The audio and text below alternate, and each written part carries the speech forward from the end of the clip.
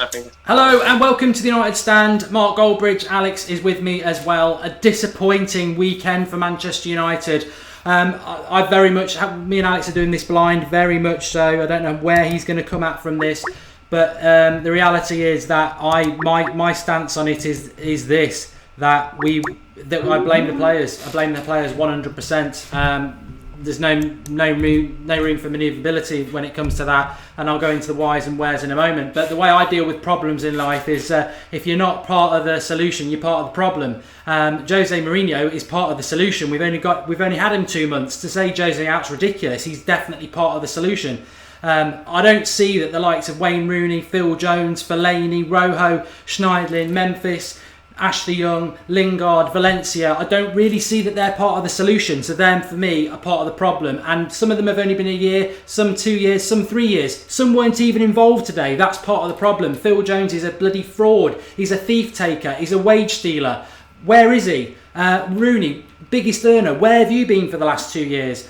Valencia's not a right back. I think people are getting lost in sentiment and, oh, I like him, so I want him to do well. As I said on my after-match reaction, I don't even know if players that I like in the team, like Herrera and Mata and Blind, I don't actually know if they're good enough to win as a title, but they're the best we've got at the moment. Because we are so far from winning a title, it's hard to know who's good enough and who's not. But I find any blame of the manager, despite one, ridiculous. And I totally and utterly, having watched it back very quickly, the first half, before we came on air, there is no tactic implementation. So to blame the manager is ridiculous. Absolutely ridiculous. But Alex, give us your thoughts. The thing is, in terms of the manager, it's like any tactical thought we had went completely out the window after they scored after 30 seconds, which De Gea was obviously to blame. But you can't really throw De Gea out to the cleaners after how good he's been for us for how many years. But Smalling, I thought, was absolutely dreadful. I've said on the show before, I know you disagree with it, that I would have, because I think Blind is, and I know Blind, and don't get me wrong, Blind played badly again today as well, but I would have Shaw at left back and Blind as a centre back with Bailly. But Smalling was at fault for at least 3 of the goals, but your whole game plan goes completely out the window. And I think in the first half, and I'm sure we'll touch on it, I'm sure it'll be one of your topics, because as Mark said, we've gone into this completely blind. We haven't spoken about anything, but I'm sure this will be one of your topics. David Luiz gets sent off for that absolute blatant red card, and that could have potentially been a different game. I'm not saying we would have won, don't get me wrong, I'm not saying we could have won, but that does change the game completely and turn it on its head. I know they were parking it anyway and countering us in the second half, but that does really change things. But Smalling was absolutely dreadful today. But to be fair, I can't just blame Smalling, because I think pretty much everyone was really bad.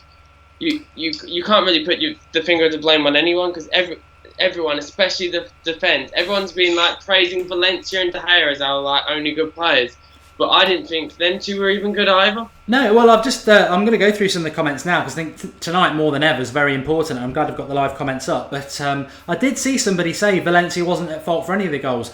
I have never seen such a domination of a right back. He absolutely I nearly said the R word, and I don't want to condone that in relation to Ched Evans and that recent stuff, so I won't say that word, but he absolutely got destroyed. And if you watch the Hazard goal, and it doesn't matter, was it the third goal, everyone's trying to blame Smalling for not coming across, or Mata not to follow the runner. Last time I heard, Hazard was Valencia's man, and if you want to watch the third goal for a little laugh, maybe put the Benny Hill theme tune on, because Valencia decides to run totally over this way, totally the opposite way, because he thinks the left back's coming forward. You've got to go with your man. But I thought, Valencia is all heart. I'll give him that. I understand why people like him, but I've consistently said he's not a right back, and in the bigger games he will get exposed. And if you don't think he got exposed today just because Hazard didn't go past him 20 times and get down on his hands and knees and roll it in, Hazard was probably man of the match, and Valencia's job is to make him not be man of the match. I feel sorry for him, he's not a right back, but we keep persisting with it. Smalling, I'd have to come back on what Alex said there and say I've had my eyes open today. There's a few people I listened to their opinions to, and they've been saying about Smalling, and I think I've been burying my head in the sand.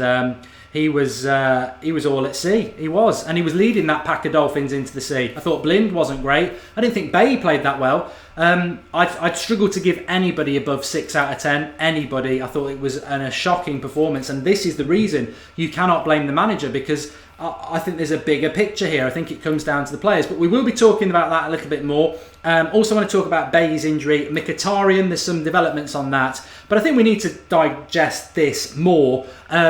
Liverpool result for me, Alex, means shit now. I think a point was only ever going to be good enough if we got something today, and we didn't. Everybody else dropping their points at the weekend just highlights it even more. This title's there to be won. We won't be winning it.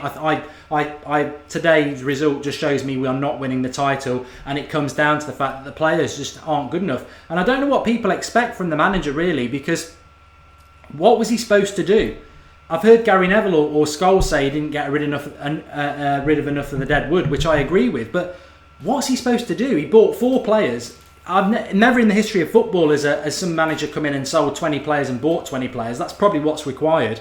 It's not easy to sell the likes of Rojo, Phil Jones, Schneidlin, everybody like that. We are a business paying a lot of money. And when I look at that team, I just think from top to bottom, I just think people don't understand the severity and difficulty of this job that he's got to do. We are riddled with dead wood.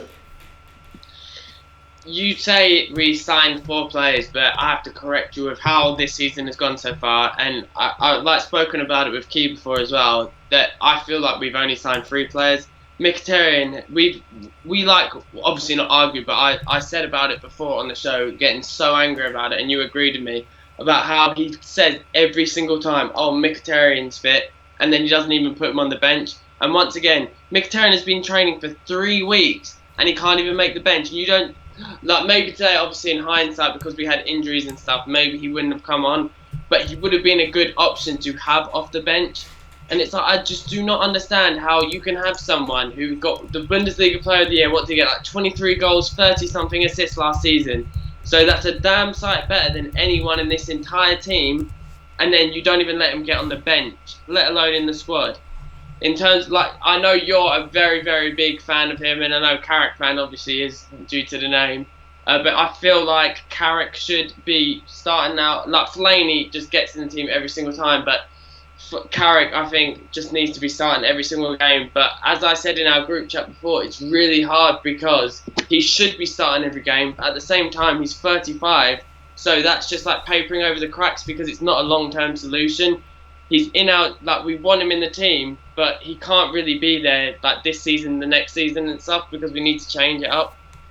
Yeah, I did just message it out there. Is anybody blaming Jose Mourinho? And if so, it's all right. I mean, Biz Lifer says I blame Jose, and Joe Budder says yes, Jose is to blame. If you could just give us a little bit more as to why, and you will get a shout out. But the Mkhitaryan thing is odd. We'll talk about that a little bit in a few minutes. But if I was blaming the manager for anything, I don't understand Fellaini. I never will. As I've said so many times, I think the stupidest comment I've heard come out of Jose's mouth was in August, I'm going to make you love Fellaini. I mean, it sort of makes you think, your mood, our mood going into this week is defined by 11 multi-millionaires not being arsed, to be honest. And we as fans are arsed. And people come at you and say, well, what do you know? You should be picking the team. But we had all this last year with Van Gaal, and all I ever say to that is whether you're a fan or a viewer or whatever, I'd certainly have confidence in picking a United team better than Van Gaal did, and I think every one of you should. And I'd certainly have picked a better team than Jose today. Now, I'm not saying I'm better than Jose Mourinho by any means, but what I am saying is I'm baffled and do not back why Fellaini was starting today. There is no justification for doing it. As Alex just said there's a man who could have sat in that midfield today, dictated the play, and not allowed us to get exposed like we did, and his name is Michael Carrick. It was never going to happen because he can't play 2 games in 3 days. So the minute he plays against Fenerbahce, and he plays very well, is the minute he's got no chance of being involved at the weekend. And the same thing happened when he played against Northampton. But did the team selection cost us, is what I would say. And I'm never going to defend Fellaini. He's undefendable. But having said that, he played in the Liverpool game, and the tactics that Jose implemented worked, and we got a point. I think he tried to do the same thing today, Alex, and it didn't work. And for me, that is 100% down to the players. The first goal is just shocking defending by Smalling. He has to cut it out, and he leaves Blind and De Gea to the untrained eye looking at fault, but it was Smalling's fault.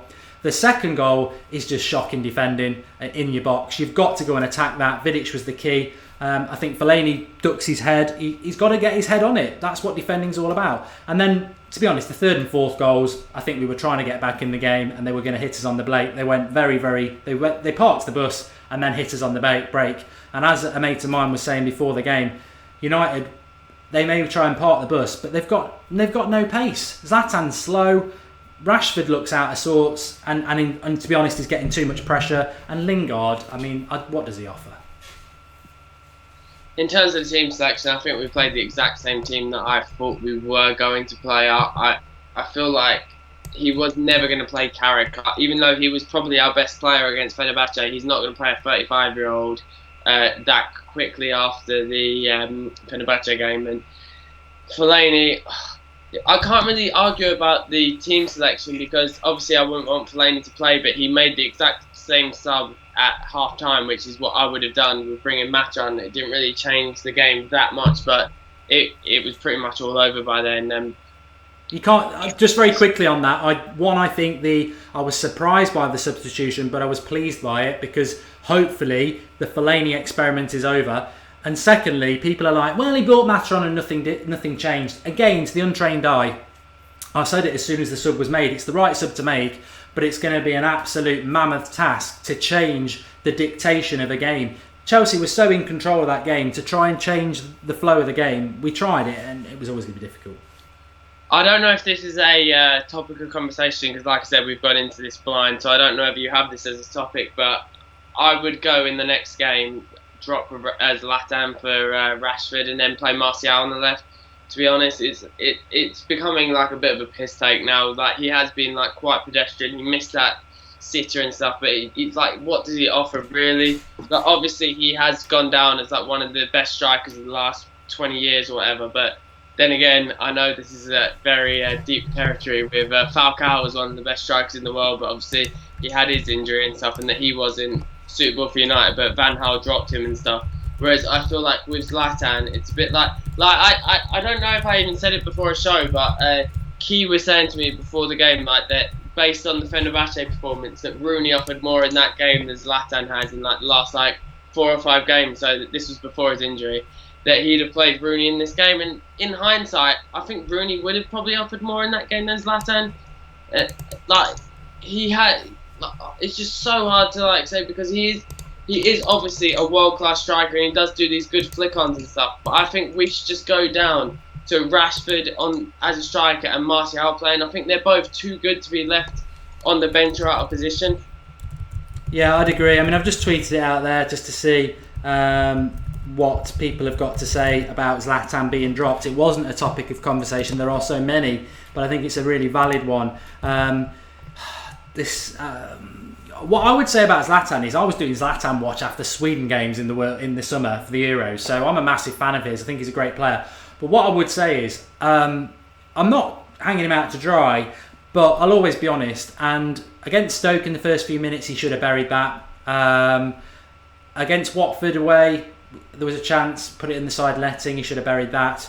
Against Liverpool, he should have buried that header. And at 1-0 against Chelsea, when we weren't really in the game, people are saying, oh, it was a difficult chance. He headed it over the bar, but he didn't head it with the top part of his head. He headed it with his forehead. If you get your forehead on it, any striker will tell you you can direct the ball. If you can direct the ball, you can put it down on the floor.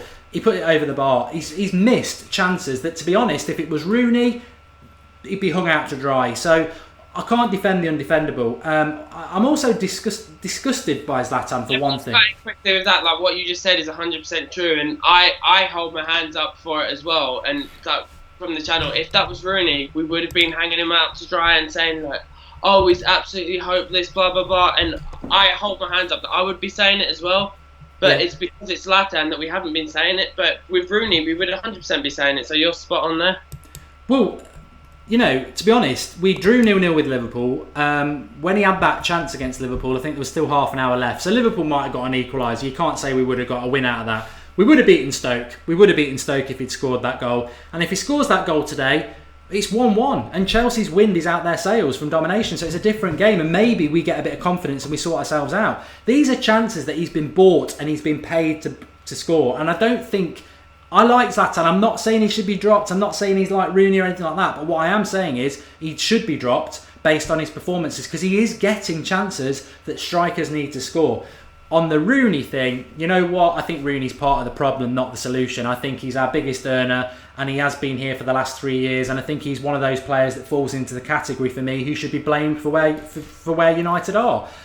He wasn't part of the team today, but you know what, Alex? He should be part of the team today, unless he's injured. If he's not part of the team, it's because he's been dropped because he's not good enough. Well, I'm sorry, Wayne Rooney, you should be part of our team, and if you're not, it's because of your own issues. But would I have liked Rooney in the team today? I tell you what, I said this at the end of the game. I'm glad I don't play professional football for Manchester United, because if I'd have been playing today, I would have been sent off, because I would have been that embarrassed and that angry and that passionate. I'd have just gone and done something stupid. And Roy Keane would, and Paul Scholes would, and Gary Neville would, and I think that's where United are massively in, and have. It's not just this season, it's every other season for the last 3 years. We lack players who give a shit, which I'll lead into as well, because I know you're going to have a rant. And to see the likes of Anthony Martial hugging Kante walking off, and to see Zlatan walking off, swapping shirts and hugging Hazard, I tell you what, if you want to do that, don't do it on the pitch so where the fans can see it, because it pisses me right off. Like, I'm glad we got into this, but it's like I didn't even see the. I've just seen it like back now on Twitter with all the. I didn't even know Martial did it until you said to me in the warm up to the game, this show, sorry. But I saw that Zlatan did it when he was laughing and joking at 4-0 down. Because if you want me to be honest, I turned the game off after 80 minutes because when we were 4-0 down, because it was an absolute pathetic performance. But the thing is, it's like if I was playing, like you just said, how you'd have got sent off, I would have got sent off as well. I'd be going into those rent boys like 2-footed and stuff, like putting like you just be going, giving your absolute all, and that's what kind of disappoints me in a sense. And I don't think he really played that bad. Well, either of them played that bad, but it's like Lingard and Rashford, they are Man United fans, so you can let the others off to an extent for not really caring about the club, but they should be putting in a lot more passion than they have been. And with Zlatan, I was so disappointed. I'm so fucking pissed off that he did that with Hazard, that he was laughing and joking. If he doesn't play again for the rest of the season, I'm sorry, I won't give a shit after what I saw in that picture. It would probably piss me off even more if I see the replay back in video form. But the fact that you said Martial did it, which, like I said to you in the lead up to this show, is that in the last game when he scored, he was running off like hitting the United badge, and then just doing that. So it's a fucking joke. I get that they get paid. It's like their job at the end of the day. But at the end of the day, the fans care so much about everything, and if you're doing that, it's just rubbing your fans' faces in it. And even if I didn't fucking support the team, I would still get angry. Even if it was like, even if I played, say, I absolutely hate them, but say I was a good player and Man United didn't pick me up, and then I went to Real Madrid or something, and then we got absolutely spanked by, let's say, Atletico or Barcelona or whatever, then I wouldn't go smiling and passing my shirt at the end of the game. I'd be pissed off at my own performance for not performing, not fucking passing shirts around and laughing about it as if it's nothing. It's a joke.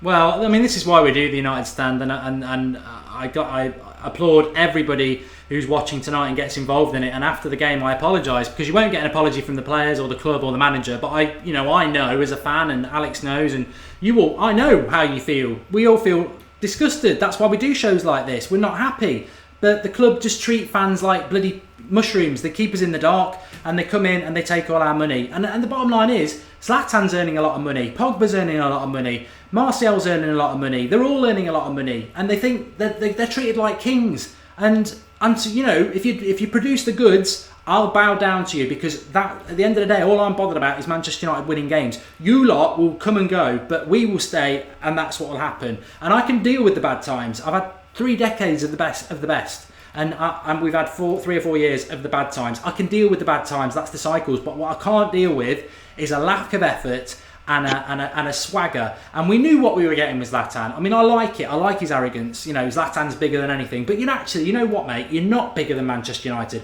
PSG, wherever else you've been, fine. But Manchester United, it's not just a football club. It's a way of life. It's built on tragedy, and nobody's bigger than it. And you've got to show that you care. And to be honest, say something quickly that I know you'll agree with anyway. It just depressed me so much that Fenerbahce performance the other day, because I was just thinking, oh my God, I just wish you were still playing for us. I would give anything for you to still be playing for us. I love you so much, RVP. He would, you know what? I said this. I said and I'm not, I said this and I got a bit of stick, and I said, look, even Van Persie in a shit Fenerbahce was better than Rooney in a team full of attacking talent. He was a standout player. And you know what I got? Oh, he only tried for that one game. He's rubbish, really. And I thought, whoa, it's still, they don't get the point. When's Rooney going to try? When's Zlatan? I would have had RVP up front tonight over Rooney and Zlatan. People can slate us all they want. I would have RVP over both of them in an absolute heartbeat, and I don't care what anyone says. Because he looked as quick as ever. He was up against Smalling and Bay, you remember? Was it Smalling and Bay? Yeah, it was. Yeah, and even before his goal, he hit that other shot from outside the box. Oh yeah, and De Gea was rooted to the spot. And I don't think this isn't a criticism of Rooney, because I don't even think Rooney played that bad in the Fenerbahce game. But RVP was better than him, and this is what I was saying to Key, because he isn't like a big RVP fan. I was like, RVP showed that he's way better than Rooney in that game, even though Rooney didn't even put in a bad performance. But RVP is so. We get a little bit criticised for it, because me and you are both well known for being RVP fanboys, but he just, I just want him back. I would love to have him back at the club. I thought he put in a great performance, and that if you look at how Zlatan's playing, compared, in his last 6 games where he hasn't scored, compared that to when RVP was apparently playing bad for us under Van Gaal. RVP was playing better than Zlatan is at the moment. Yeah, I mean, the jury's out on Zlatan. Maybe he can turn it around, but I think he's got a big red mark against him for what he's done over the last few games, which is not do what he's been brought to do. And I thought he really cared about Mourinho. I thought he runs 3 walls for Mourinho. I don't see that. I haven't seen that in the last few games. So God knows what's going on. And what I must say as well is, just in defence to Mourinho as well, don't forget the politics of Manchester United, the dressing room. It is a bloody minefield. And, somebody's just said there, stop blaming Rooney, he's not even playing. That's from, I won't name him because it's not fair. Of course. So Phil Jones gets a free ride because he's not playing. Memphis gets a free ride because he's not playing. Schneidlin gets a free. I'm fed up of people saying Memphis and Schneidlin should be playing. Have you ever thought they're not playing and he's having to play Lingard and Young because they are picking up their wages and not good enough? They're not good enough. That's the problem. They are not good enough. And Rooney, of course he can be blamed. He's club captain. He's the biggest earner. He's the biggest brand at the club. He might have been injured today, but he wouldn't have been playing anyway. That's his fault. If we had a fit and firing Wayne Rooney, then we wouldn't be in the problems we've got. The problem is he's just a total waste of space. And he's not the only one. It's a thin line, and I think that's what we're getting at with Van Persie there. He had the effort, the desire for the badge, and the ability. I think with the likes of Valencia, you've got the effort, but he's not a right back. And even with Fellaini, I'm not, he's like giving the United shirt to my postman. He's running around with a big grin on his face. He's loving it. He's going to try, but he hasn't got the ability. I mean, I do not understand how Fellaini gets to play every day. But we've got to move on. We've got to start thinking about solutions. Reece Connolly's on about blaming Pogba. I think Pogba is just not worth discussing. It's not worth discussing because it's all about the fee. I don't think he was very good today, but I think in time hopefully he will. But the thing is, nobody was good today. So to start picking out individuals, the only reason I wanted to talk about Zlatan is because I think he missed a very good chance again, and it's 4 games in a row, and that's what he's there to do. I don't think Zlatan was playing that well at the start of the season, but he was scoring the goals, and that's what he's there to do. Now the goals dry up, you're like, ooh, what are you going to do? Veal Dale M has got an analogy. You can't put lipstick on a pig and make it attractive. It's a good one. Alex, that's just missed by. Want to talk about Mkhitaryan in a minute, but first of all, want to talk about what do we do? I mean, I said this before the Chelsea game, so I'm not making a mountain out of a molehill. I'm dreading this City game on Wednesday because one thing I would sympathise with United is that we've played 3 games in 6 days. And Chelsea had 1 game in 8 days. And, that is an advantage. We didn't lose the game because of energy levels. We lost the game because of concentration levels and inability to defend. But another Wednesday game, another League Cup against City that's going to be built up. And you know what? If we win it, then we'll get into the semi-finals and a two-legged... I don't give a shit about the League Cup. It means nothing to me. But because we're playing City, we'll probably have a good game and then we won't produce it in the league game. And the Europa League, I tell you what, I wish we could just walk out of it now. We've had 3 games and we've took 1 point from the 3 league games after it. And people can say, oh, it's coincidence. But I said this in the summer. The Europa League will mess up our league form. And this is why Liverpool and Chelsea are going to be a real threat for the probably the title and certainly the top 4, because they've got a week off all the time, and we are having to grind it out in a useless tournament that we're probably going to have to highlight. We're probably going to have to prioritise it very soon, Alex, because it might be our best chance to the Champions League. I was about to say to you, I completely disagree with what you were saying, because I feel like with how competitive everything is in the Premier League at the moment, we're in a position now that I feel like we have to prioritise the Europa League as our number 1 priority. That if we win that, then we get into the Champions League the next season. If you look at the league table now, especially even before today, it was like a big ask with everyone. Like, I know people drop points and everything, but it would be a very big ask for us to win the league. Like, we're going to have to go on a streak, and like, I feel like Jose still doesn't know his best team. I'm not blaming up the manager. I think our problems lie deeper than the manager, obviously, with everything that's gone on since Fergie left. But I feel like we have player for player, although that to be fair, the same could be said about the league. But player for player, the Europa League should be an absolute breeze for us to get into the Champions League. Should be. I'm not saying it will be, but I think that we're in a position now that we need to just be playing our first team in every single Europa League game. And I know that's going to be controversial and people are going to hate me saying that, but we have no choice. And I think in the Capital One Cup, that City and us will play our reserves. I don't think either team really gives that much of a damn about it. Like you said, it's the Capital One Cup at the end of the day. I don't even think it's even called the Capital One Cup anymore. I think it's called the EFL Cup, whatever the hell that's, the English Football League Cup. Yeah, so I really don't give a damn about it. I don't think many United fans do give a damn about it, but in terms of the Europa League, I do care about it now, because I think we're in a position with how competitive this league is. We're not in the Bundesliga, we're not in Serie A, we're not in La Liga. This is actually a competitive league where top 4, to even get top 4, you actually need to play really well. So I think that we're going to be in a position where we're going to have to prioritise Europa League, and I know that's depressing, but I think that's what's going to happen. Yeah, I'd agree with you. I think I would say the league is out of bounds, and not because we're only 6 points off the top, but you know what? We lost to Chelsea today. We had our arses put on a plate, and we got spanked, out-fought, out-skilled by a team that is the Mercenary Kings. They won't win the league. I haven't seen Hazard, Costa, and Matic play like that in 2 years, and they were motivated by hate against our manager. But to get embarrassed by a team like that today, you can't expect to go and win the title like that, and it doesn't happen. And to be honest, I'll bring me back to the start. We've got too many problem players in the side to cause that. However, one of our better players looks like they're out for the season. Eric Bailly, knee injury, cruciate ligament apparently, which basically means he's out for the season, or very much most of it, because we are nearly in November now, and 6 months would take us to April. This is a problem. He's been our most consistent defender. He's been our signing of the summer. He's probably been our player of the year up there with Herrera. Player of the season so far. So a massive, massive loss that cannot be underestimated. What happens from here, Alex? Do you think we'll be making signings in January? My thought is we're going to have to go Smalling and Blind. It's the best we've got. Rojo, when he came on, I did tweet out, "Rest in peace, this game's over," and he didn't disappoint. Gave the ball away. I think Moses ran on a break. They should have scored, but Hazard was selfish and didn't square it to Costa. We're in trouble. We are in trouble. We need Luke Shaw back at left back. We need Blind and Smalling, and we need to hope.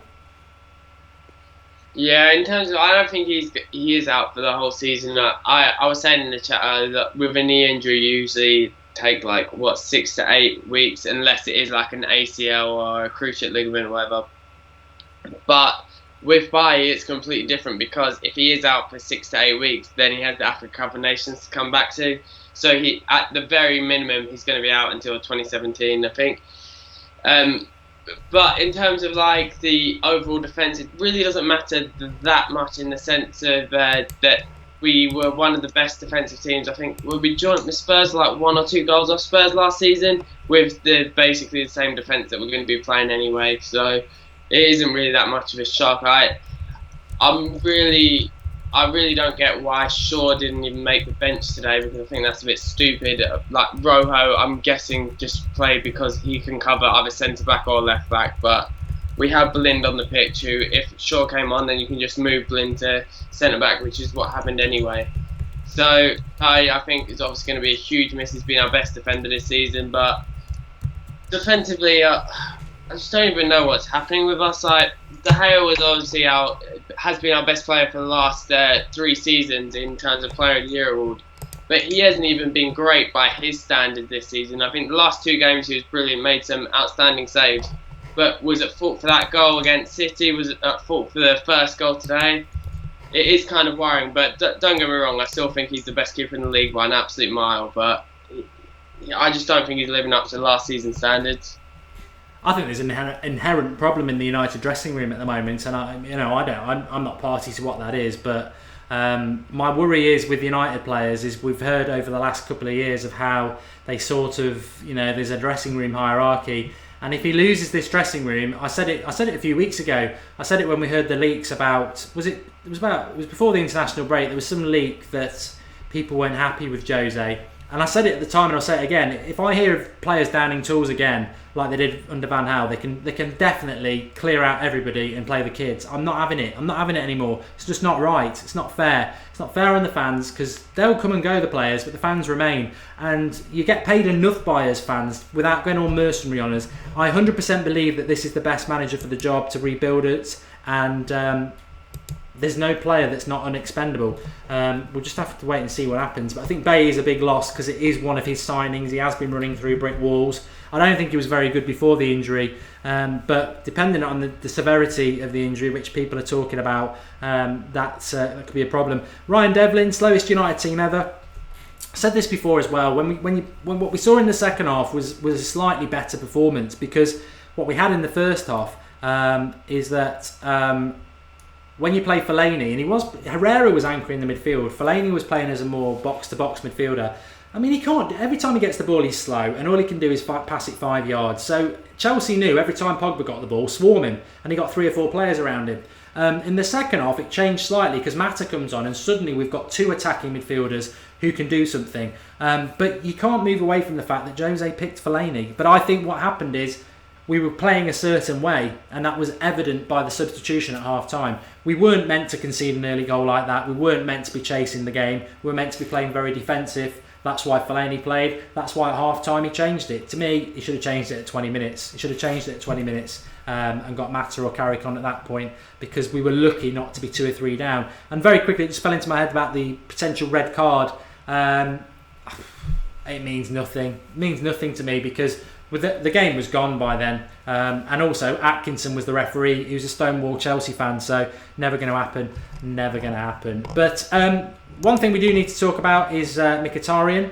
I'm hearing rumours that it's not an injury, and we sort of touched on it before, that it's not an injury, it's something more sinister in relation to a fallout. Apparently, he had the injury, then he was thrown in at the deep end against Man City, subbed at half-time, and there was a fallout due to that. But I do agree with what you said, Alex. I mean, this is, Anthony Martial missed the Liverpool game, didn't he? Because he had a knee knock. But then he played on Thursday against Fenerbahce, so he's back fit in 3 days.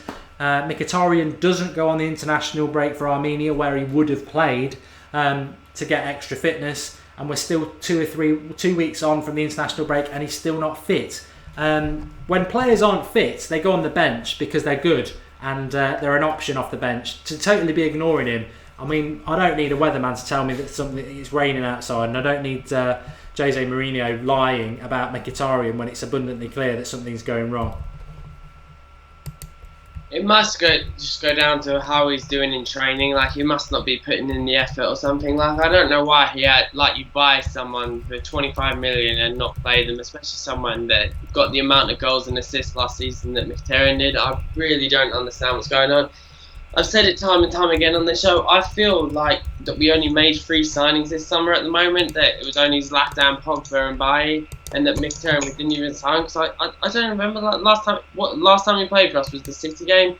where he played half at half. I don't think he's played 90 minutes for us once since we signed him, and he always is a slow starter and everything. So he does he did it with Shakhtar and he did it with Dortmund. That always in the third season or whatever that he built up to it and then became really good. But he's kind of running out of time because he's 27 years old, I think, 27, 28, something like that. But it's just annoying because it's he's not even getting the chance. So I don't know whether to blame him or to blame Jose. It's a real conundrum because you'd think you can say, oh, he hasn't had a chance to prove himself because he isn't getting the chance to. But at the same time, we're not seeing the training sessions. If he's doing nothing in the training sessions compared to maybe the likes of Memphis or Ashley Young, because what you have to think as well, he has a lot of competition in that space. Because he can play left wing, right wing, number 10. And you think we have Mata, Lingard, Ashley Young, Martial, Rashford, just so many players that can play there. Rooney as well. So it is hard, and I really hope he does get a chance, but he has to seize that opportunity when he gets it. Jim Danger there says, why are our managers so arrogant and clueless when it comes to team selections? All I would say is that, I lived through the Sir Alex years like most of you would do. And it wasn't like he submitted his team sheet every week and we all went, hooray for Sir Alex, he's got it right. Most weeks there'd be odd situations where, Phil Neville would be brought in and Keane wouldn't be there and stuff like that. It did happen and it does happen. You're never going to totally agree. But the Mkhitaryan thing does seem really weird because I just think, well, surely he could offer... there was that cameo he had against Hull before the international break where he came on, he played really well. This is one of the best players in European football last year. So surely he's got more to offer than, Jesse Lingard and Marcus Rashford, to be honest, on the wing. Because I don't think Rashford's really a winger. And he's 18 years of age. We shouldn't be relying on an 18-year-old. And we really are. So it is baffling. I hope that the rumours aren't true. But we'll have to just wait and see. One thing that is true, and it's interesting what's going to happen. I'm sure Paul Scholes is typing away with his negativity to be released tomorrow morning. It always happens when we have a bad result. But the press are going to, it's not going to be about Man City dropping points, is it? It wasn't about City dropping points at Barcelona. It's all going to be about Jose. I understand why, because he's back at the club. Nobody's the thing is, nobody's going to be more humiliated than him. The last thing you want to do is go back to the club that sacked you and get absolutely destroyed. I wouldn't want anybody other than him, to be honest, to be in charge. But we're going to have our ass handed on a plate this week by the press. We're going to have this, that and the other thrown at us. We've got Man City on Wednesday, Burnley at home on Saturday, which we've got to win, and then Swansea away, which, I'm not confident we'll go to Swansea and win. Not on what I saw today, but we've got to get 6 points from the next two games because we're in a battle for top four again. And I think this season's a lot harder to get top four than last year. I think there's a lot of teams that have improved and are going to go for it and don't have the hindrance of a Europa League like Chelsea and Liverpool. In a way, we're lucky that the damage isn't as bad as it could have been because Spurs could have 2 more points, Arsenal should have 2 more points, City should have 2 more points. So we're lucky that it's only 6 points. We can certainly recover the 6 points, but what concerns me is what I saw today and how we do that. But if you were, I suppose it's a fair question. It's a difficult question as well. What do you see as the future for Manchester United under Jose Mourinho, Alex? Is he going to turn this round? There are no guarantees. There are, but I'm at a point where I feel like we just have to stick by the manager. We've had so many I say so many. We've had Moyes and Van Gaal since Fergie. We're at a point where we just need to start blaming players. We can't just. The Premier League is the most competitive league in the world by an absolute mile. It's not like if we were in Serie A or if we were in the French league that you can just buy your way to the top. We've tried buying our way to the top and it clearly doesn't work.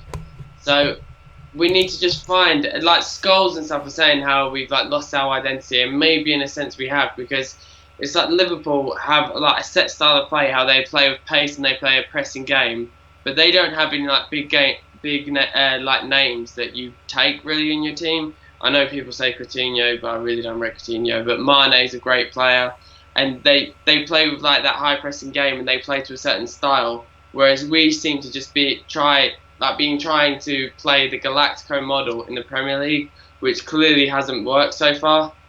And to be fair, I don't think it will work. I thought it would. Like I thought it would with Di Maria. I thought it would with Falcao. Didn't work. Thought it with Zlatan. Thought it with Pogba, but it hasn't worked again. So this Galactico model clearly doesn't work. We just need to think of something else. And Jose just needs to buy players that play into the play style that he actually wants to move us forward with.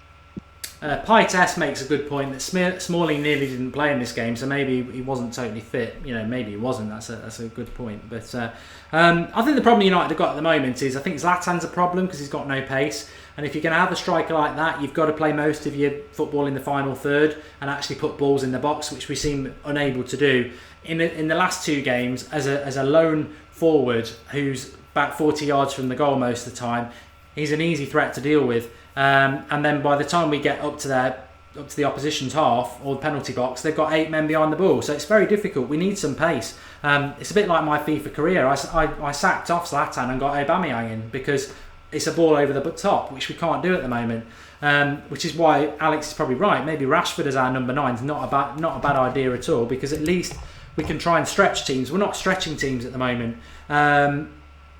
Pogba, I think the jury's out. I'm not going to go one way or the other at the moment. I totally understand why people are annoyed with him, but I do think he's got the potential, and I think he was better in the second half. I would level at him what I would level at most of the team today, that there just seems to be a languid, lazy lack of effort, but that was pretty much the same for everybody today. Zlatan needs a partner by him, but he needs to get more clinical as well, says Kwame. I'd agree with that. What happened to Bay, says Dara? A knee injury, looks like he'll be out for at least till Christmas. I mean, to be honest, for United's point of view, I think short-termism, we've got Burnley and Swansea before the next international break, and I think we need to take 6 points and then reassess from there. It's easy to say that, but it might not happen.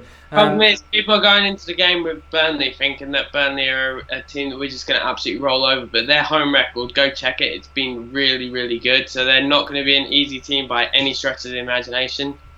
No, it won't be, and I think Swansea away will be difficult as well. As I said at the start, the trouble this United side's got is that I just don't have any trust in most of our players. Some of them have been here for a long time now, and whether they're scarred by the last 3 years or just not up to the task, I would be interested to see if we were challenging for the title, who's actually playing well in a title-winning side, because it wouldn't surprise me if you've got De Gea as a certain, and then the rest of them, I think the jury's out on every single one of them. I really do. I think it's so difficult to judge. Even though I know I'll probably get a lot of stick for this, De Gea hasn't been anything special this season when you compare it to his normal standards. He hasn't.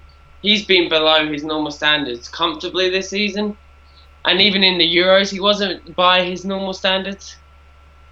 Yeah, I'd agree with that. I don't think anybody's performing very well. I mean, who knows? Says we don't press. That was statistically proven a few weeks ago that we're running less than any other side. I just think we lack pace. I think we lack pace, and that's not really excusable because there is pace in our team. We're not using it. We need to press, says who knows. Yeah, 100%. Smalling's a liability, says Jim Danger. Even the mighty Reds lost to Burnley away, says Tom Stagg. We need to win. Massive clear out at this point, says Kwame.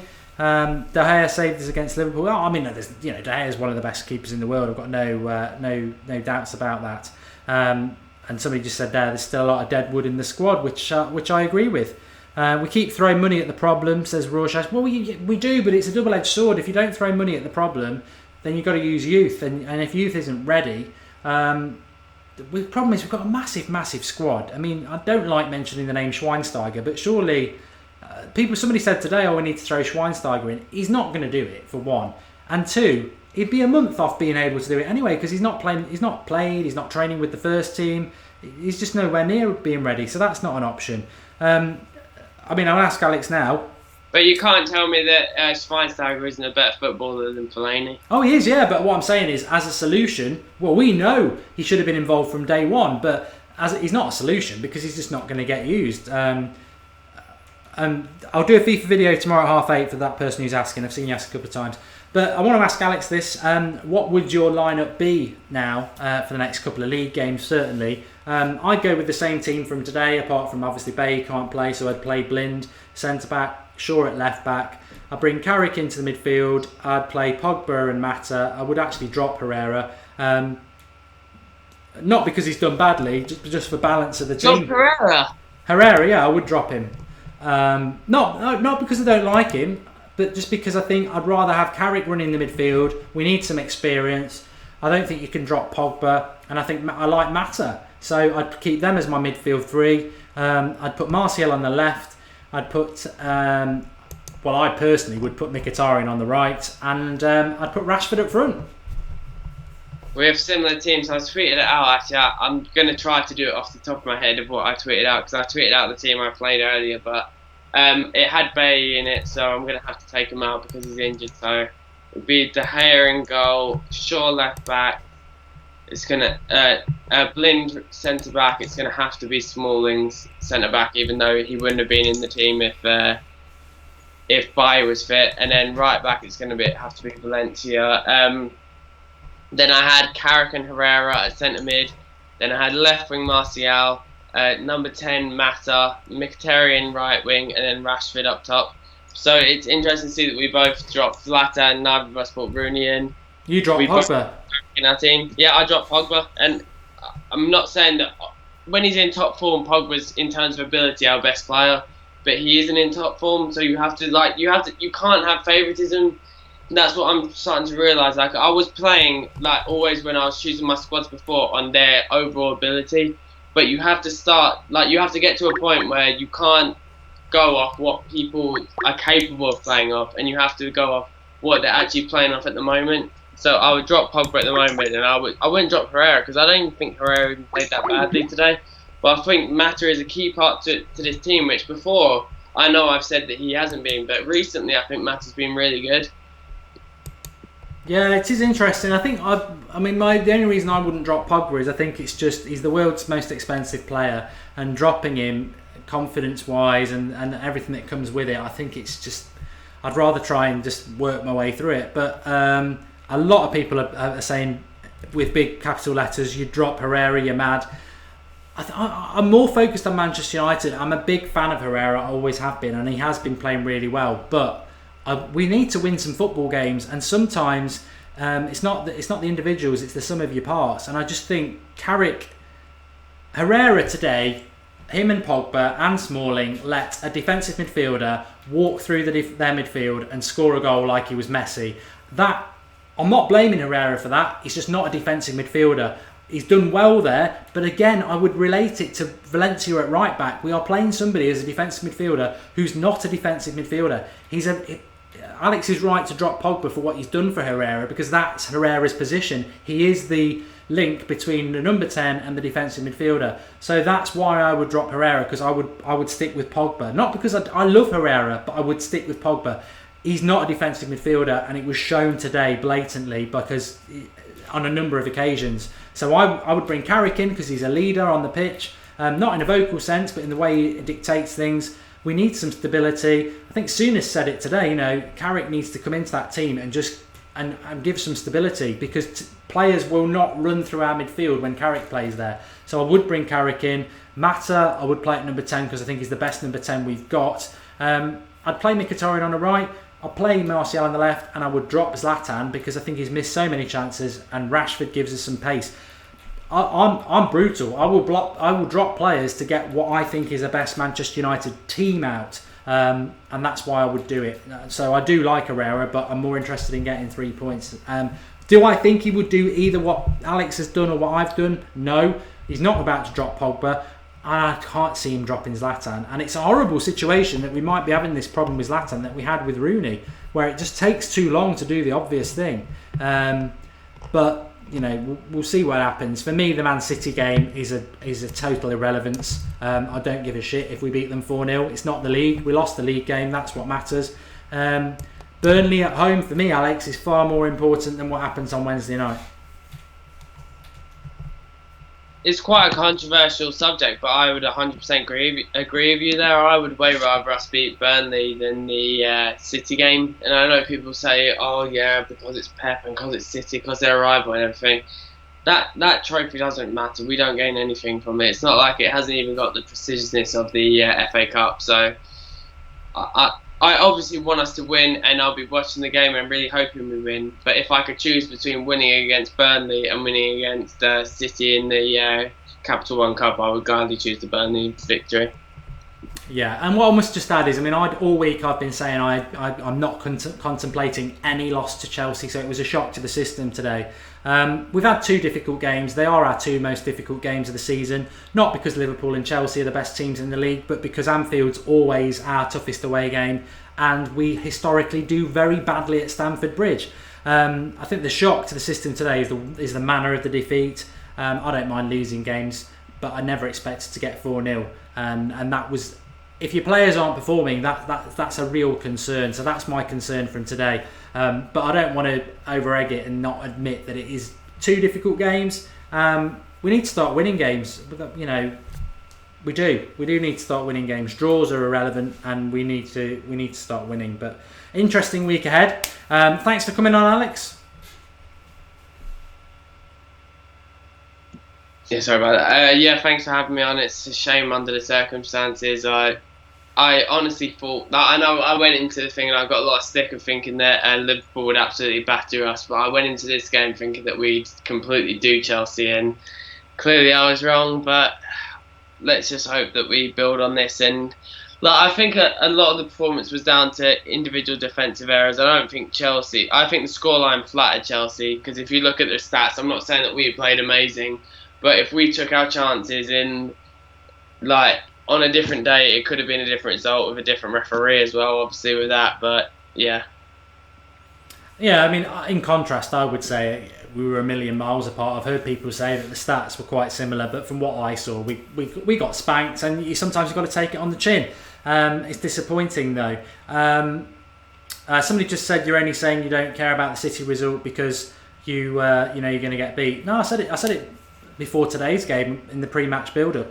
I've got no interest in the League Cup, and if we beat City 4-0 on Wednesday, it means nothing. We get no points for it. I'm not interested in it.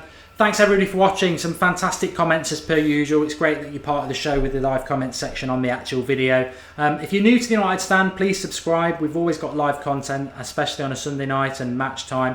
But it's going to be an interesting week as we build towards what I think is a very important game against Burnley. Please drop us a like on the video. I know there's been a lot of rival fans trying to give us banter on there. We always get that. They tend to get ignored. Nobody's going to scrutinise United more than us, so I don't give a damn what a rival fan says. But thanks everyone for watching. Interesting times at United. Hopefully at some point we're going to start turning a corner. It just seems to be 1 step forward, 2 steps back, and it's been like that for 3 years now. But we've got to try. We've got to try. And I do believe that there's no better manager than that. And I will just leave you with this. Hopefully, and I've said it so many times before, but hopefully this is the last time we'll see Fellaini starting in a Manchester United shirt. However, I've said it so many times, and it just seems to happen. I really do believe that over the last 3 years, if we hadn't have had Fellaini, we'd have at least another 50 points spread out across 3 seasons. Is an absolute waste of space, but people keep picking him. Fantastic show, everybody. Thanks to Alex. Really enjoyed it. It's nice to get a bit of therapy after a day like that. Don't know what to do without it. So thanks everyone for watching, and speak to you all very, very soon.